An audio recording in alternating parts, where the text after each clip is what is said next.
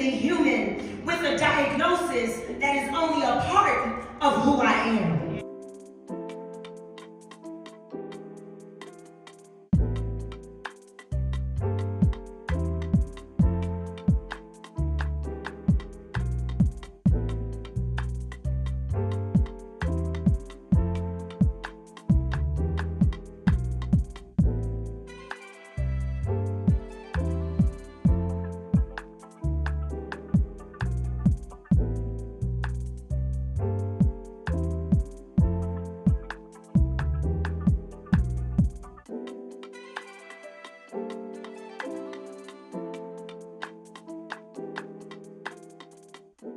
It's Tuesdays with Tawana.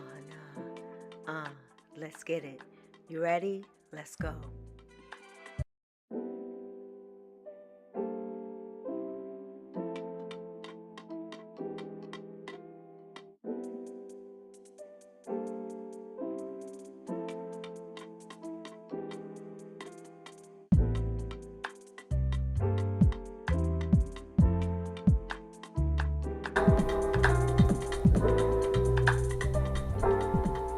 Hey, what's good, fam?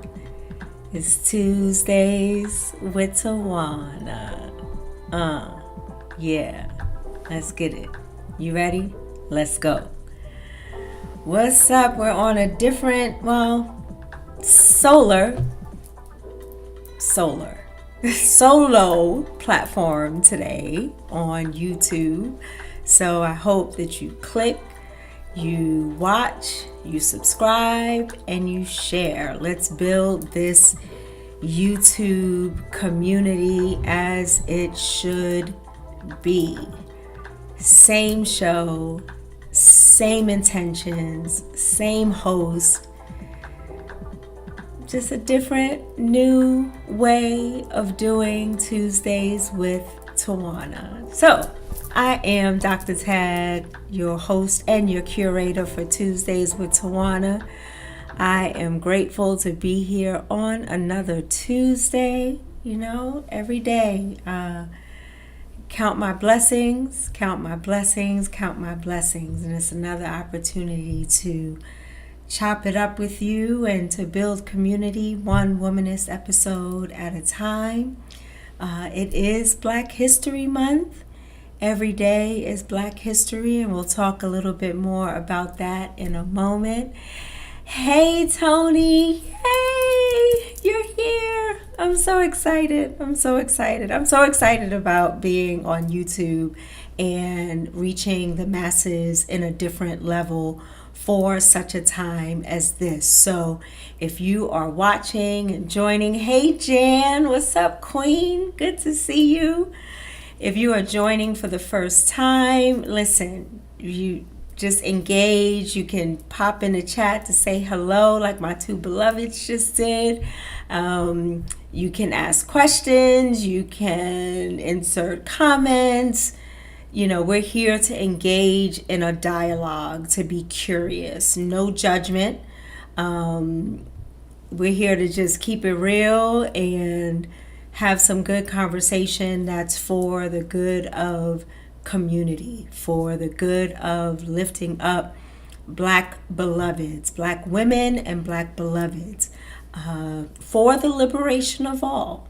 So I focus on Black experiences because that's who I am. And why do we do this live? Why not just record something and send it out there? Because I want you to engage with this Black divine presence. I want you to share with me. I want to feel your presence through the energy on this platform. So we do this every week. And we have a theme, and we try to stay on theme, and sometimes we do, sometimes we don't. There is no editing. This is live and uncut, and then it's posted to all of your favorite podcast platforms. So check out #Tuesdays with Tawana. Subscribe on Spotify, Apple. Subscribe right here on YouTube so that you can be notified. And we switched the time to a later time or I switch the time to a later time, because 2 o'clock during the day for me, it's stopping what I'm doing to rush into this moment. And this moment is sacred for me, for us. This moment is a time for us to truly just speak truth and to be authentic and to learn and to grow and to share. And I felt doing it at a later hour when we're all winding down from our day. We are finished with work, hopefully, even on the West Coast. Beloveds who join in from the West Coast, it's 7 o'clock.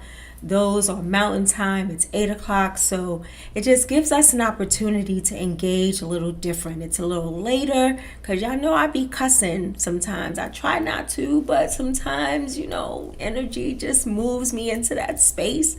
So moving it to a later time just sort of freed me up to prepare and to create a space where we can be as authentic as possible.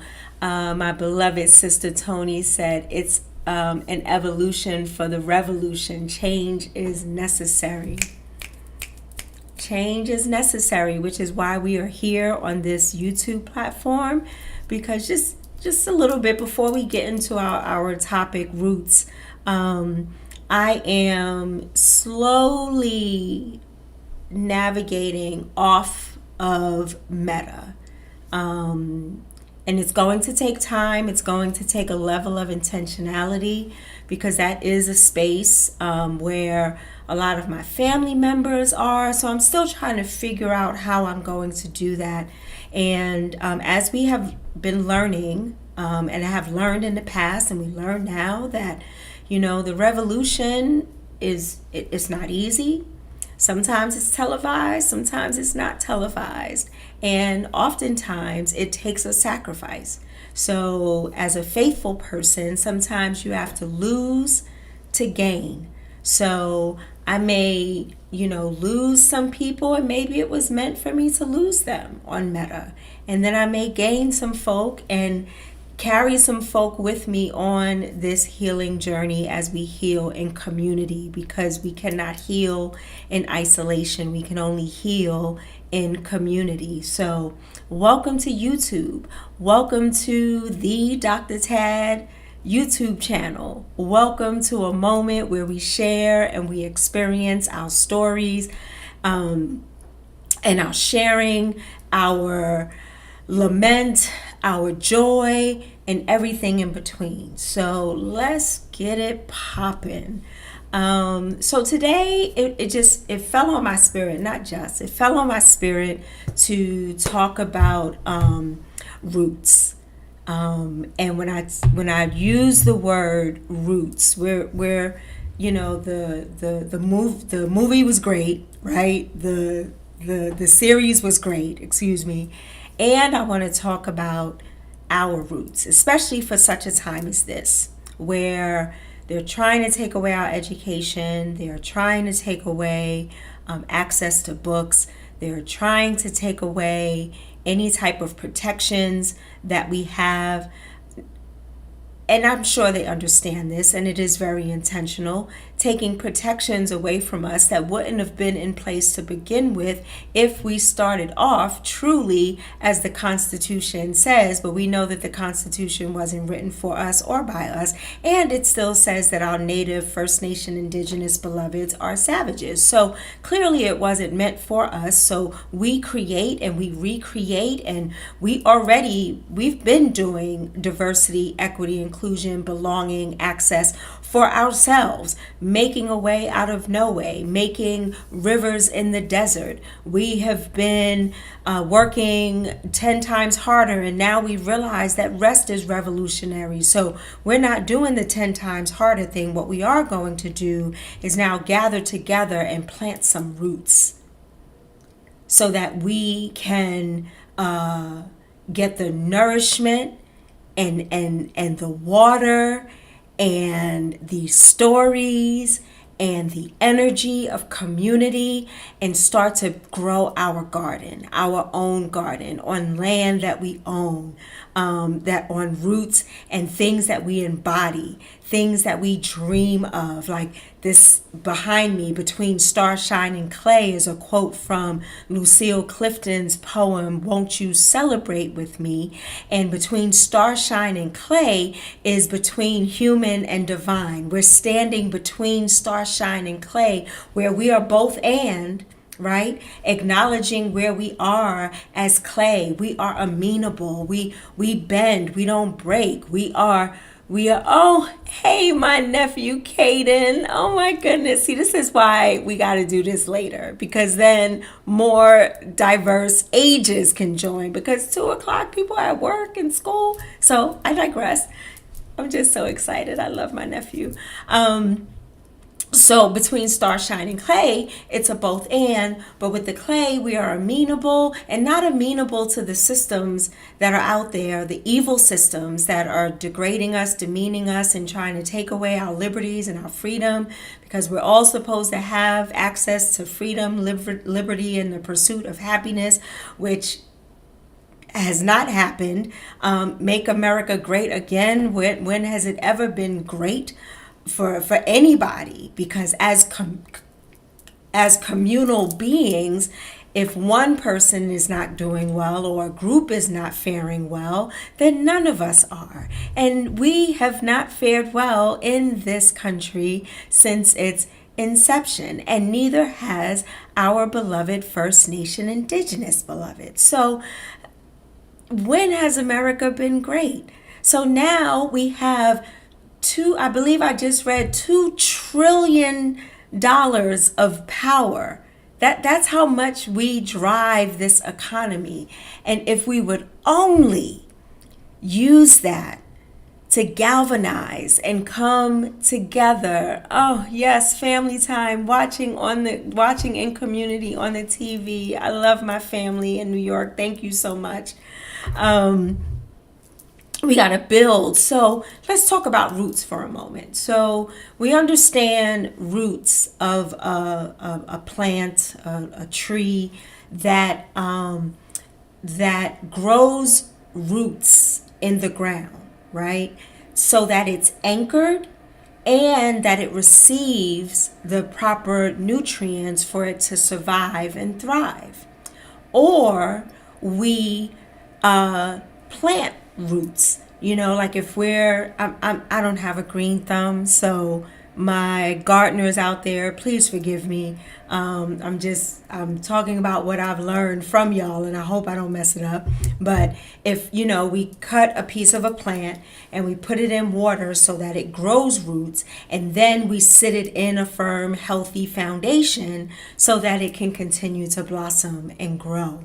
And this is what we are called to do for such a time as this. When we talk about roots, it's not individual, I'm just planting roots, because then my roots connect with your roots underground, and your roots connect with another being's roots, and it keeps going, and it offers this symbiotic relationship where we are exchanging nutrients, we're exchanging information, we are exchanging energy, we are exchanging life, we are sharing it, we are building it, and underground all this stuff is going on, and you don't see it until that palm tree grows.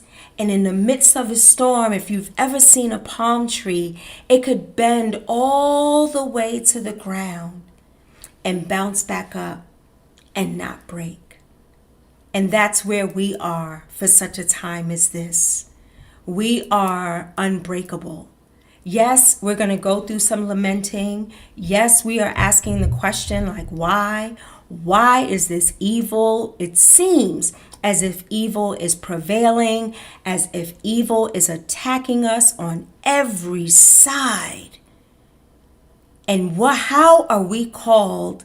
What are we called to do? How are we called to respond? So, in this time of hate and greed and self-centeredness and narcissism and mediocrity and stupidity, idiotic behavior, hateful behavior. We are called to respond in a way where we are rooted and grounded in who we are. We know our value. We know how we can show up in community, and we have the power and the strength and the wisdom and the brilliance and the co-creativity and the interdependence. We are a force to be reckoned with. After all that we have been through, and when we talk about roots, that also means that we have to know our history, to know what type of soil do we need to be in. How are our roots going to be nurtured? Does it need sunlight? Does it need to be resting in a dimly lit place for a moment? Does it need the different elements? Does it need to shed during the fall and rebirth during the spring? All of that is built around roots and rooting yourself. And in order to know that, we got to know what was before us. So if we are fortunate enough to be on, African Ancestry or any of the other platforms to try to find your lineage, or if you're fortunate enough to have a parent or your parents or some elders in your family that are alive that can still tell the story, because we are who we are because of storytelling, because of griots, because the stories were handed down, and they were handed down and used as sacred information and sacred life-giving moments that weren't available to the world, like on social media. We just talk too much, we say too much, we share too much, and then those that hate us for no damn reason then uses that against us. Everything that happens in this country is around how we have built our communities, how people can't even like right now, I would not be able to do what I am doing on YouTube if it weren't for a Black beloved who created. I would not be able to, we wouldn't be able to do so much. The list can go on and on and on without us and our creative prowess, because that has been innate in us, that is rooted in us. And how dare beloveds think, even believe that they can take that away from us. It is time, it is long overdue, beloveds, where we have an opportunity to shift the narrative, because we are that powerful. We are that powerful to understand and to speak. When has America been great? So it's important to know your history, to know that we weren't taken out of some place that was inhabitable and just unruly and or savages, or we didn't come from that. And some of us were right here when the colonizers came and tried to wipe us off the face of the earth, and still could not do it, and we are still standing. We came from brilliance and creativity. Our natural resources helped us to continue to share in this symbiotic relationship where our natural resources are rich, and so are our bodies. So is our humanity, which is why people came and snatched us from our homeland so that we can do the things that they weren't capable of doing. They didn't have the brilliance. They didn't have the wherewithal.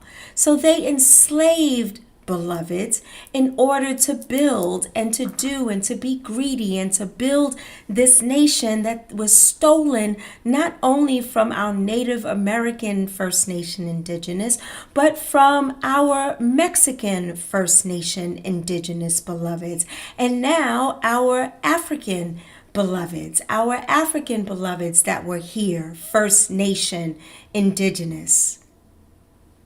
So we must know our roots. We must know how divine we are and how we are connected in community. So when we talk about boycotting places like Target, right? I know that some of our Black beloveds work for Target and they are going to feel the pain of this boycott. I get it. And if we put other resources in place, then the hurt won't sting as much, because we have other things in place where we have mutual aid and we have support and we have resources, and we share these things underground so that we can boycott effectively. Do you think the Montgomery boycott for a year was easy? Do you think it was easy for our elders to get from point A to point B? It took someone to make sure that they were well nourished, that they had the proper boots or shoes, that they had clothing, that they had some sort of like an assembly line where, one person goes here and then this person takes it to there. And so things were organized in a way that the white folk, the white supremacist folk, the racists, they didn't know what to do. And we can learn from that. We don't need to reinvent the wheel. This has already happened. It looks different now. I get it. Like some people are pushing back, like when we say we have been here before. Well, we haven't been here before, but our people have been in similar situations before, when there were our beloveds were lynched and raped and murdered and used and abused, and still we went into the hush harbors, into the woods, where we would tell stories of how God brought us through the day and how we would braid our hair or plan our escape. Harriet Tubman didn't have the access that we have right now, and she was determined to make sure that she took care of her beloveds and freed as many as she could. And we know the saying, she would have freed more had they known that they were enslaved. And this is where we are now. Do you know what is happening? Do you realize what is happening in this country to intentionally strip us of our dignity, our history, our knowledge, our wealth? And it's not going to happen. Why? Because we are going to keep gathering and positing seeds like this. And then the charge is for you to find your tribe. Find your tribe that is off social media and start planning how we are going to care for one another. When all of these executive orders were signed, this dude didn't even know what he was signing. Didn't even know. Didn't care, because it's not impacting him. It will impact me. It has already impacted me. It has already impacted my beloveds. Nonprofits where if they had government funding, their funding was paused. That means that they cannot pay the people that they have employed that have been Black and brown beloveds, including me. When you talk about getting rid of DEI, what are you talking about? You idiots were the ones that benefited the most from it. And you want to cut that out? you know what's going to happen? It's going to impact your bottom line, because you must have diversity. You must have diverse voices in the room, diverse experiences, so that you can reach the masses, because your white supremacist language is not going to be able to reach the boots on the ground that's spending the money. Stupid. So you think that you're hurting us? It's going to sting for a minute. Yeah, those Black-owned products that are in Target, they have websites. And if you don't have a website, beloved, I suggest you get one and you figure out how to sell your products independently. I have not walked into a Target. I have not purchased anything from Amazon. I have a cart where I have all of my books. Like if someone recommends a book, and I'm going to take that list and I'm going to go to a local bookstore in the DMV. I'm going to Google it to see where it's sold. And if I can't find it in a local store, then I'm going to go to Barnes and Noble. I'm going to go to bookstores that still support diversity, equity, inclusion, belonging, and access. I have to do a little bit more work.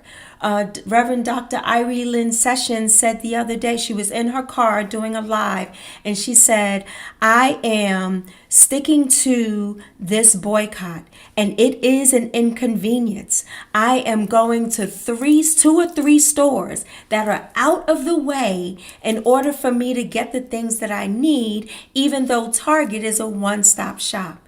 And that's the mindset that we must we must embrace, because that's where we plant our roots, in the inconvenience, in the discomfort, in the shifting of the narrative that we are used to. We ground ourselves in this liberty and justice for us. They want organizations like, I do consulting work, right? I'm an entrepreneur. So my consulting work was going into for-profits and nonprofits, talking about the importance of diversity, equity, inclusion, and belonging, and how it relates to their bottom line, and how we can have a stance and an attitude about being curious about someone instead of being judgmental. So I would go into these places to train, to develop. I speak, across the country, and now, if you're asking me not to say certain words or not to talk about the 41% of Black women that are dying disproportionately to breast cancer as it compares to white women, and you want me to mash it up to say, oh, we're gonna talk about the marginalized community. This is why we talk about BIPOC, why Black has to stand alone, because we have our challenges, and then our indigenous beloveds have their challenges. So we must separate that, and we must name it, because we must face it to fix it. So when we talk about facing it to fix it, we must have a rooted and grounded moment where we know from whence we have come. We know the divinity in us. We know of our gains and our losses. We are grieving. We are hurting. We are lamenting, and we do not have to stay there, beloved. We are human and divine. We are going to feel all the feels. There's going to be some fear, but don't let the fear override your faith. There is going to be some harm where I have lost major income, and I have faith knowing that God is going to give me the words and give me the community that I need to do what I need to do to take care of myself as a breast cancer survivor and eat well. I took a picture and I posted it on Instagram, and I had a little group of food, and it was $90. $90 for some nuts, some vegetables, some fruits. Yeah. So we got to come together and teach one another. How can we grow our own food in our homes? If you have a house and you have how can you start a garden? How can we do a community garden? There is so much out there, but if we are not rooted in this symbiotic relationship, then we are going to get lost in a system that doesn't give a shit about us. We must care for us. We must love us. We must support our schools. If the government doesn't want to fund our schools, what do we need to do to fund our schools? We built schools in the late 1800s and didn't have nearly as much access as we have right now. We built the printing press. We saved beloveds from yellow fever. We built churches. We built educational we did higher ed and preschool and elementary, middle, high. We did that in the late 1800s. So why can't we do this right now? No, Tanisha, hold on. Listen, a dozen eggs cost $17 in New York right now. So a bacon, egg, and cheese is now fine dining. Ridiculous. Unless that egg is going to produce some chicken so I could grow my own eggs, I could keep that $17. Listen, this is the charge for today. As we hone in on our roots, whether it's the roots of where we are planted right now, making sure that we are planted is speaking life into us, and we are not planted in something that is detrimental or not feeding us or not fueling us. If we are rooted in isolation, we need to spread those roots so that we connect with others in whatever way, shape, and form to center yourself as a beautiful, beloved, Black human being. To my Black women, to my Black LGBTQIA plus community, to my Black impoverished, to my Black unemployed, to my Black veterans, to my Black differently abled, to my Black beloveds who are striving for mental health. Come on, we gotta be rooted together. We gotta be rooted together. We just saw white people go up in arms about Beyonce winning Country Album of the Year. And I'll leave you with this. I made a comment on Facebook. I was involved with a beautiful, beautiful church in Colorado, and they were affirming. They were an affirming church, Black, white, Latino, Latina, young, not so young, LGBTQIA plus, very affirming. And one of their leaders posted on Facebook, Beyonce, country album of the year or whatever. And then people started commenting, and they were like, yeah, that ain't country music. She ain't this. All of these negative remarks. And the person who posted is a leader in that church and didn't say a word. So I tagged the church and I said, as a leader, this is very irresponsible. You are entitled to your opinion. But just the other day, you posted Black Lives Matter and you're, bigging it up for the LGBTQIA plus community. But then you let all of these people drag a Black woman. Make up your mind what side you gonna be on. If you gonna be on the side of the racist, then go. Don't come in front and talk about Black Lives Matter and then you gonna let these people talk about she's not country. If she ain't country, I don't know what it is. That's what she says in her song. If this ain't country, I don't know what it is. First of all, she black with country roots. And if you know your history of country music, the banjo came from Africa. The country music is a mixture of different cultures coming together and creating a music that was supposed to be for all in America. And then white people, as white people do, then co-opted it for themselves. So the country music world is up in arms. Are you kidding me? And people are dying. People are dying. People are losing their benefits. People are losing their jobs. Beloveds, let's get rooted. Let's get our roots set. Let's come together. And let me just remind you, discernment is big. You gotta have discernment, because not all skin folk is kinfolk.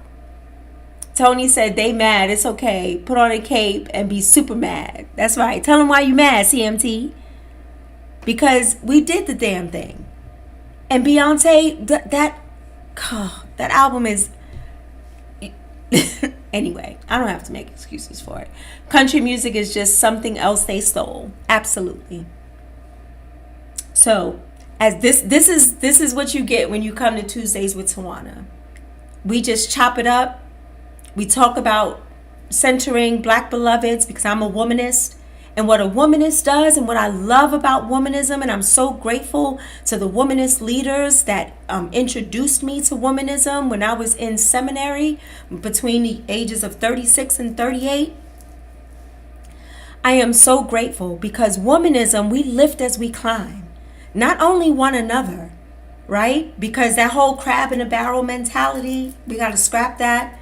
Right? We lift as we climb. So if I'm climbing, I'm going to reach back, and I'm bringing Tony with me.